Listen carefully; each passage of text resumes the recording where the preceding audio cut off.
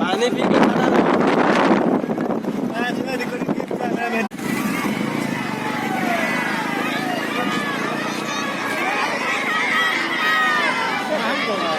निकला जाता है इस तरफ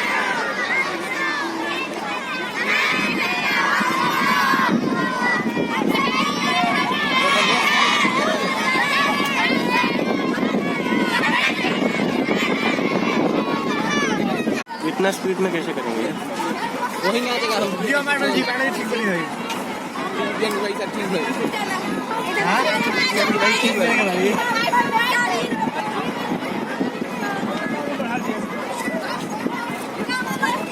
गलत है ना, ये लोग फंसा देगा मैं फंसा दूंगा।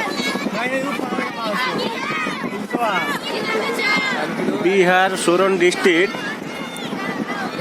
तो आने वाला जो है डीएम, तो उसको स्कूल छात्र छात्री को लेके पूरा रोड जाम किया जाता है, एम्बुलेंस नहीं छोड़ा जाता है, कोई इमरजेंसी है उसको छोड़ा नहीं जाता है।